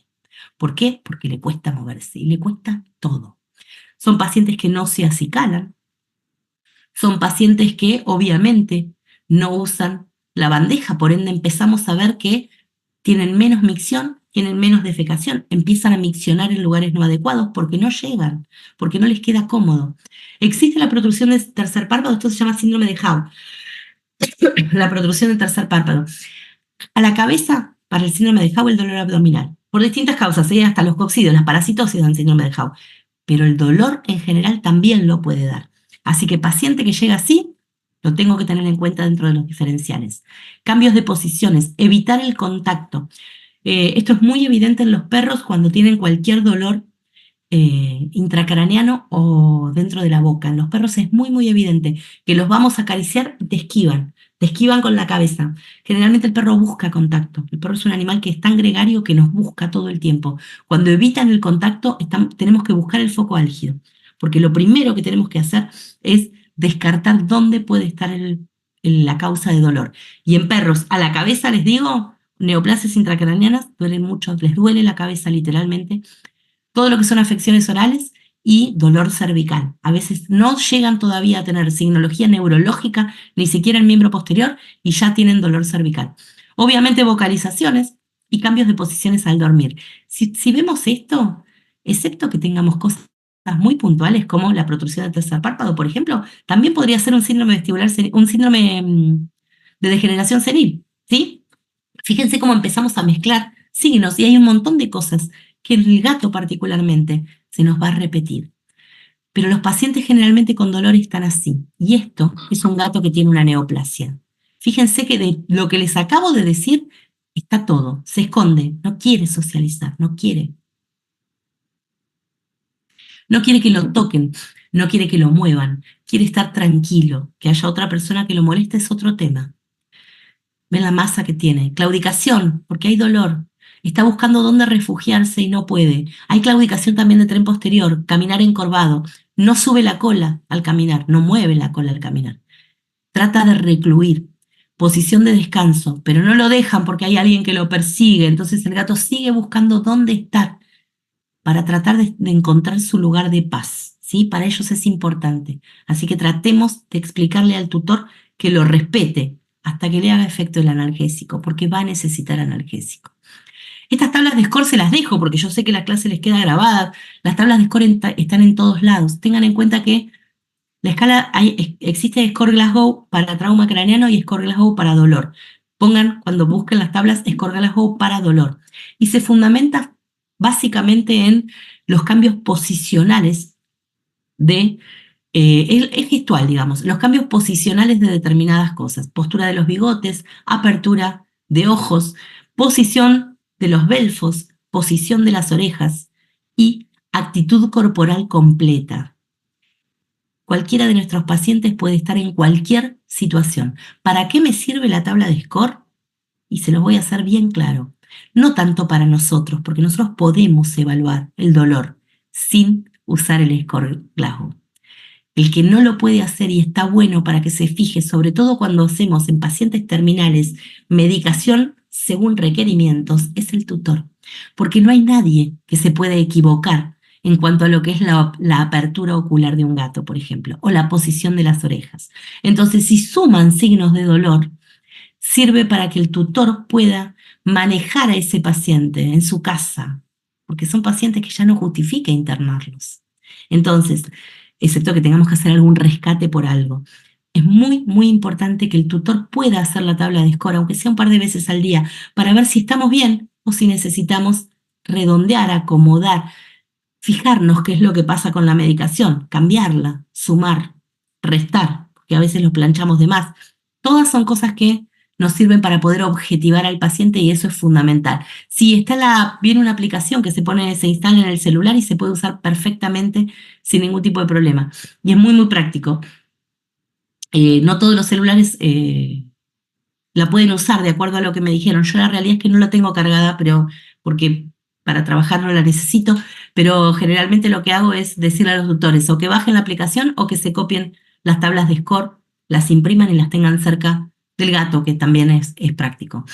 Tengo una contra importante con la app y esto se los cuento solamente, nada, como narrativa. La mayoría de los gatos viejos tienen tutores viejos y es más fácil para ellos tener la hoja impresa o la fotito en el celular que usar la aplicación. Así que fundamentalmente me baso con eso.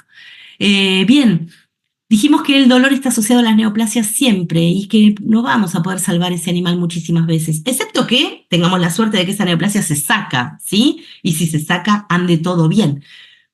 El punto es cuando no podemos. Entonces, el primer concepto que tenemos que tener en cuenta es que el manejo del dolor en el paciente oncológico debe ser multimodal. No hay nada que podamos usar, absolutamente nada que controle el dolor nociceptivo, el neuropático, el visceral, el somático. No podemos, no existe. Eso sería el milagro de la farmacología. Como no existe, tenemos que optar inevitablemente por trabajar multimodal. Drogas, millones. Métodos físicos, también. Pero fíjense qué importante, dentro de los métodos físicos, uno de los elementos más trascendentes que tenemos y que podemos implementar es la reducción de la masa. No nos olvidemos de eso, de que la cirugía también puede ser una forma de disminuir el dolor. De que un paciente con una masa de 3 centímetros en vez de una masa de 10 centímetros siempre se va a sentir mejor. Entonces, ¿por qué digo esto? Porque muchas veces nos pasa que los cirujanos, perdón si hay algún cirujano ahí muy ortodoxo, porque los cirujanos a veces nos dicen, no, pero ¿para qué lo vamos a operar si no se puede sacar? No, pero se puede reducir. Déjame reducirlo. Entonces, déjame reducirlo. Si no se puede con electroquimioterapia, porque la gente muchas veces no puede pagar un electroquimio, porque no tengo acceso a tener gente que haga electroquimio cerca, porque no puede hacer radioterapia, porque no puede viajar a una ciudad donde hagan radioterapia que le quede cerca, la cirugía también es otra opción. Hacemos los prequirúrgicos de rigor y me aseguro que ese paciente esté en condiciones de entrar al quirófano y que saquen lo que se pueda. Y siempre va a ser mejor que tener un tumor de 15 centímetros. Les dejo acá tablas de drogas que se pueden usar. En Estados Unidos, por ejemplo, se usa mucho la amantadina. Nosotros no tenemos muchas posibilidades de conseguir amantadina. Fíjense que está la amitriptilina, la gabapentina, que trabaja en el sistema nervioso. La percepción también es importante. Ketamina, maropitán, pregabalina. Tapentadol no lo conozco, así que no les puedo decir absolutamente nada. El tramadol, que en realidad la dosis habitualmente de tramadol se usa hasta en 4 miligramos kilo, pero nosotros vamos a hacer multimodal, entonces lo que necesitamos es sumar. Acá se agrega un inhibidor de crecimiento neurálgico, que es una de las cosas que les voy a contar en enfermedad articular degenerativa, porque es interesante. Cannabis, ¿sí? El cannabis solo en realidad no va a servir para oncológicos, pero combinado sí va a profundizar.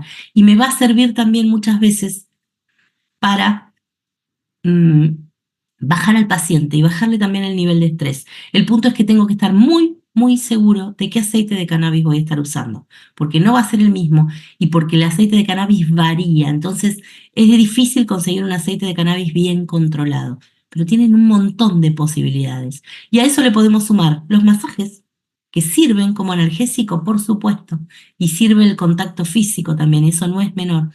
La acupuntura está descrita, al igual que la fisioterapia en medicina felina, como una de las cosas absolutamente más efectivas para controlar el dolor. La acupuntura en el gato es sumamente práctica para control del dolor. Existe el láser también, esto queda a consideración generalmente de la persona que hace fisioterapia, que es quien usa láser. Y existen también nutracéuticos. Los nutracéuticos son sustancias que en realidad la mayoría de las veces son naturales, aunque existen de industria farmacológica, que colaboran y van a colaborar desde distinto punto con el paciente oncológico. Los probióticos, fundamentalmente porque fortalecen el sistema inmune, los agregados que sirven para articulación porque bajan el dolor articular que yo tengo agregado en el paciente neoplásico, los ácidos grasos omega 3, de los cuales no me tengo que pasar, pero sirven mucho como antioxidantes y colaboran con el sistema inmune. Entonces puedo agregar otras cosas y puedo trabajar en sintonía, en sumatoria. Acá me dice Verónica, en el caso de que el paciente pueda incluir AINES en su terapia de manejo del dolor, ¿cuánto tiempo es recomendable usarlos? Vero, ¿qué pregunta? ¿Qué tiene tu paciente? Mira cómo te lo digo. ¿Qué tumor tiene tu paciente? ¿Cuánto va a vivir tu paciente? Porque siempre me voy a quedar así con eso. Siempre. Si yo tengo un paciente, por ejemplo, como la gatita que les mostré que tenía el carcinoma de células escamosas en la boca, esa gata va a eutanasia. Yo no puedo hacer nada con eso. Entonces, que se muera sin dolor. Si en el medio del riñón se le hace bolsa, te diría que una lástima, porque esa gata no va a vivir más de 20, 30 días como mucho. Entonces, si en el medio aparte hace una falla renal, va a ser una falla renal. Si no, úsalo a mitad de dosis. Y en vez de usar Meloxi, ponele a 0,1 miligramo kilo, úsalo a 0,05. Y si vos ves que te da resultado, estirarlo y podés darle 48 horas en vez de 24, dáselo. Pero fundamentalmente para que no trabaje tanto el tutor y para que no trabaje tanto el gato peleándose con el tutor cuando le damos la medicación. Pero ya si estamos hablando de pacientes oncológicos que no tienen resolución por otra vía, que no tienen resolución desde la oncología, desde la quimioterapia, desde la amputación, por ejemplo, estamos hablando siempre de pacientes que tienen un tiempo de supervivencia muy cortito. Entonces, úsalo el tiempo que necesites en tanto tu gato se sienta mejor. Siempre va a ser cómo, nunca va a ser cuánto. Siempre. Fundamental que tengamos en cuenta que son pacientes que dijimos que tenían pérdida ponderal. Y si tienen pérdida ponderal, Necesito corregir eso. Tengan en cuenta siempre que los pacientes neoplásicos tienen aumento en los requerimientos nutricionales. Eso es inevitable porque el tumor se los está comiendo. Entonces, tengo que poner más bebederos, tengo que poner más comederos y tengo que estimular la ingesta. Para poder estimular la ingesta, voy a obligadamente tratar de corregir algunas cosas, siempre teniendo en cuenta el gato. No existe gato que se resista a lo crudo con temperatura de presa. Les gusta al 99% de los gatos. Siempre está el desubicado ese que no te come la carne, ¿no? Pero es de los menos. Entonces, tratemos de ofrecer siempre comida a temperatura de presa, que es lo que más los tienta. Pero tengo que establecer obligadamente si es neofóbico o neofílico. Si el gato es neofóbico, no le cambien la comida, déjenlo vivir, ¿sí? Va a vivir poco igual. Que sea feliz mientras tanto, que coma lo que tenga ganas. Pero pregunto, ¿acepta modificaciones? ¿No acepta modificaciones? ¿Le gusta más la comida con modificación o no? Hay gatos como el mío, por ejemplo, que se muere si yo le pongo un sobrecito de los comerciales. Y bueno, comerá sobrecito de los comerciales aunque yo tenga que gastar medio sueldo en eso. Otra gatita que tengo, Kalin, que es una gata joven, no come sobres de ninguna manera, pero balanceado seco come cualquiera. Entonces, será cuestión de encontrar cuál es el punto, como para que el paciente ingiera de la manera más efectiva posible. Y siempre tengo que buscar qué es lo que le molesta en relación con la ingesta, porque para el gato es más fácil dejar de comer que buscar la forma. No todos los gatos, claramente, pero muchos gatos prefieren, ¿sí? Se sienten mal.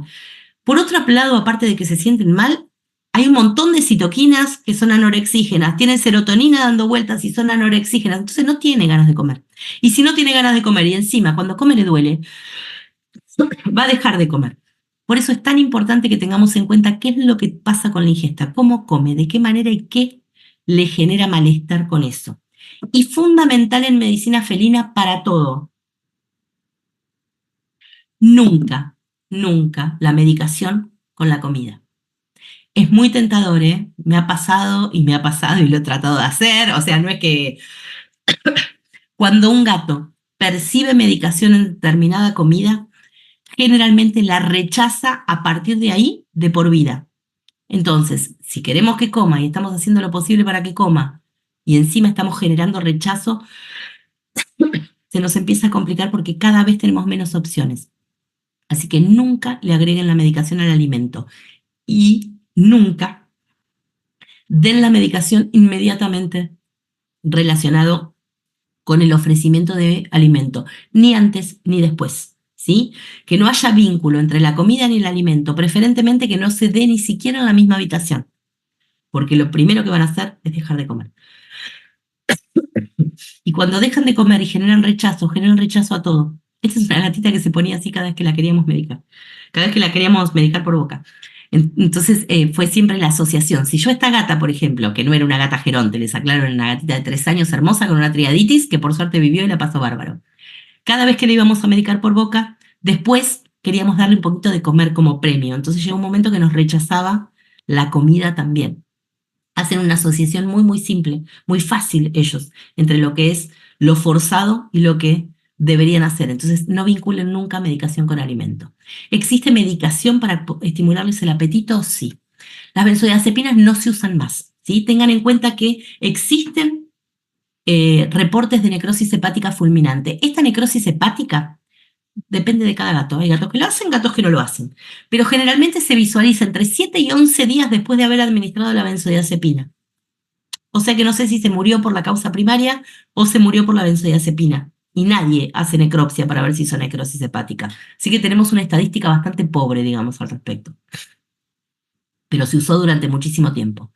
La ciprofloxacina, que se usa mucho en los perros, no tiene buenos resultados en los gatos. A veces en algunos anda. Lo que más se usa es mianserina y mirtazapina. Tengan en cuenta una cosa, tanto la mirtazapina como la ciprofloxacina pueden detonar agresión. Las benzodiazepinas es habitual que puedan dar efecto paradójico. Lo más, digamos, barato es la mianserina y lo más barato de comprar en el mercado.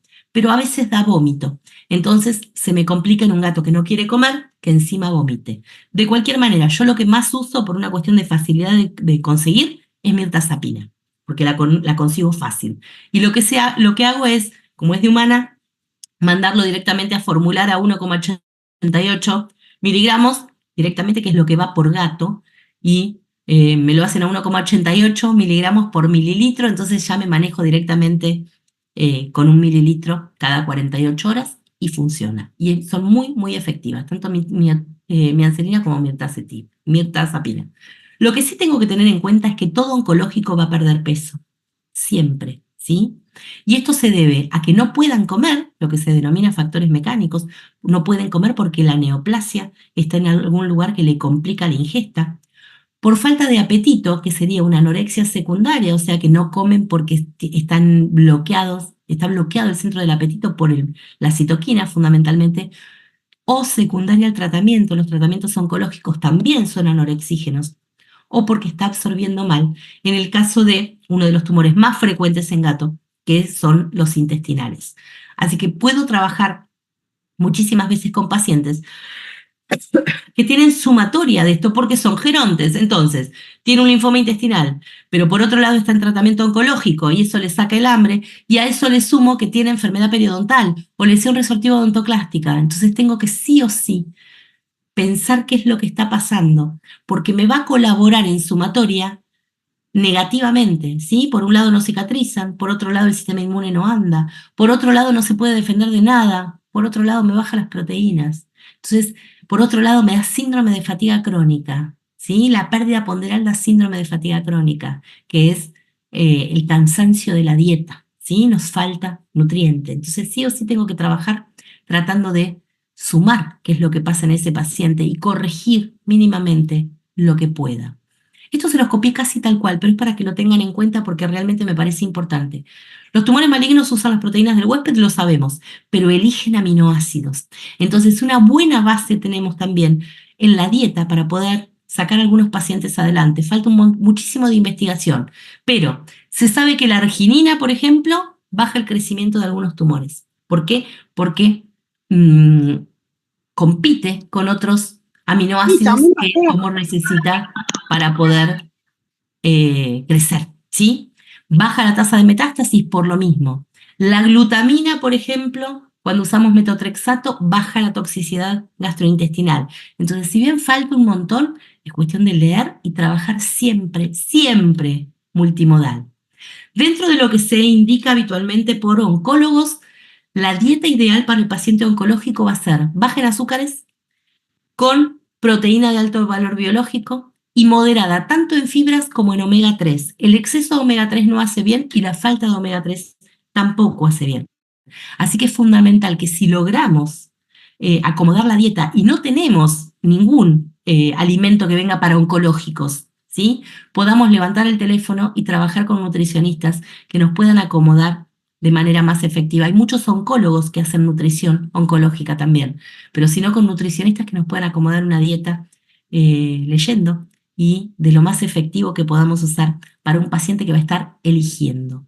Pero siempre, siempre tenemos que tener en cuenta que si el paciente no anda más, hay que sacrificarlo. No hagamos encarnizamiento terapéutico nunca, porque la realidad es que el oncológico le está pasando mal y a veces la familia tiene un grado de aferrarse a ese animal que no es sano. Y nosotros en realidad estamos primero para salud pública y en segundo lugar para los pacientes, en tercero recién para la familia que acompaña. Hasta acá, entonces, con la clase de hoy. Cuéntenme si tienen alguna duda o no tienen ninguna duda.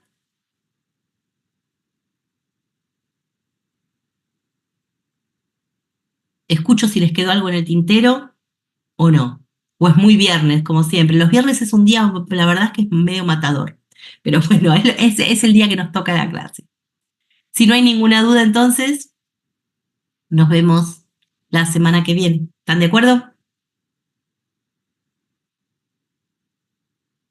Gracias, Pierina, gracias. Te queda la clase grabada igual. Acá me dice Dina, doctora, ¿cuál es su manejo del paciente con linfoma mediastínico? Uy, Dina, mira, la verdad es que yo no hago oncología, yo trabajo con oncólogos en la facultad. El punto más importante que yo te puedo decir, mi manejo, digamos, del paciente con linfoma mediastínico va a ser el agudo nada más. O sea, voy a hacer punción torácica, voy a evacuar, voy a llegar al diagnóstico y voy a derivarlo a un oncólogo. Si tengo un paciente que ya no come o que tiene compromiso respiratorio, le voy a hacer corticoide y después lo voy a derivar al oncólogo. Pero si yo uso muchos corticoides, acuérdense que en el linfoma bloqueo las posibilidades después de tratamiento oncológico. Así que en realidad lo mío va siempre solamente a lo agudo. No te puedo decir cuál es mi manejo de un paciente con linfoma porque se lo voy a derivar a un oncólogo, claramente. Gracias, chicos. No, no lo pude revisar porque mi amigo está en este momento en Tanzania. Así que no estábamos con mucho diálogo, pero esta semana que ya se va a un lugar más, eh, con un poquito más de comunicación, se lo pregunto, Pierina, te prometo. Gracias, Melody, gracias. Hola Astrid, buenas noches doctora. Con los pacientes con fiebre por neoplasia no alcancé a escuchar si van a responder a dipirona o no. Sí, todo paciente cuya elevación de temperatura, esto es importante para todas las especies, todo paciente cuya elevación de temperatura se deba a un aumento en la producción de prostaglandina E, que van a ser los neoplásicos, los inflamatorios o los infecciosos, van a responder a cualquier cosa que te baje la prostaglandina.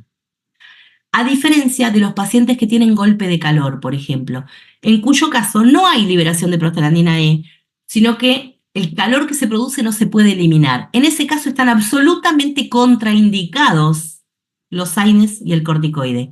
Contraindicados, ¿eh? La forma de bajar la temperatura es mecánica, no es medicamentosa. No, por nada, Dino. Muy alta la incidencia de mastocitoma en gatos porque me han dicho que es muy rara su presentación. No, no, es rara, Vero, es rara. No es que es uno de los tumores, es un tumor frecuente en boca, pero no quiere decir que sea un tumor frecuente. ¿Se entiende? Por ahí cuando uno se expresa a veces quedan cosas así medio colgadas. Pero no, es uno de los tumores que se presentan en boca, el carcinoma de células escamosas, el mastocitoma, el linfoma, de hecho también, y el sarcoma, eh, pero no quiere decir que sea común para nada.